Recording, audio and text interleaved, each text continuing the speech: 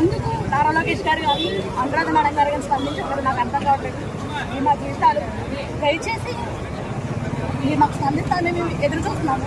రాత్రనగా పగలనగా మేము కూడా కూర్చున్నాము. మాతో పాటు విద్యార్థులందరూ ఇక్కడ అభ్యర్థులు విద్యార్థులు గ్రూప్ నోటిఫికేషన్ కోసం ఎవరైతే ఎదురు చూస్తారో ప్రతి ఒక్కరు ప్రిన్సిపాల్స్ అయిన ప్రతి ఒక్కరు ఇక్కడ నిలబడ్డారు. మీరు ఎందుకు స్పందించట్లేదు నాకు అర్థం కాలేదు. నేను చెప్తానండి, నా నియోజకవర్గంలో నుంచి నేను జనసేన ప్రభుత్వానికి ఓటేసి గెలిపించాను. లాస్ట్ 2019 నేను ఓటు వేయలేదు. 2024లో అయితే మనకి ఎలక్షన్ జరిగిందో దాంట్లో నేను ఓటేసాను. నిజం చెప్తున్నాను, సీఎం పవన్ కళ్యాణ్ గారు మిమ్మల్ని గుర్తించి నేను ఓటేసాను. మీరు ఎందుకు రెస్పాండ్ అవ్వట్లేదు నాకు అర్థం కావట్లేదు. మీరు ఎక్కడ వెళ్ళిపోయారో ఎక్కడ ఉన్నారో నాకు అర్థం కావట్లేదు.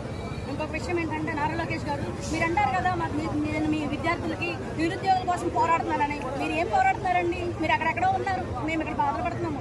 మేము ఎందుకు కష్టాలు పడుతున్నాం మాకు తెలుస్తుంది. 5 సంవత్సరాల్లో మాకు నోటిఫికేషన్ లేదు.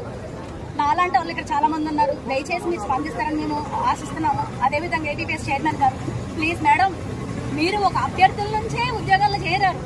మీరు ఒక ఆస్పిరెంట్ అచీవర్ అయ్యారు. మీరు డైరెక్ట్ అచీవర్ అవ్వలేదు, మీరు ఆస్పిరెంట్ అచీవర్ అయ్యారు. మీకు తెలుసు యూపీఎస్సీలో మీరు ఎన్నిపడి ఉంటారు మీకు తెలుసు. మీరు ఐపీఎస్ ఆఫీసర్ ఐఏఎస్ ఆఫీసర్ నాకు తెలియదు, కానీ ఖచ్చితంగా ఒక ఆఫీసర్ అంటే ఆస్పిరెంట్ నుంచే వచ్చి ఉంటారు. మేము అదే పొజిషన్లో ఉన్నామండి.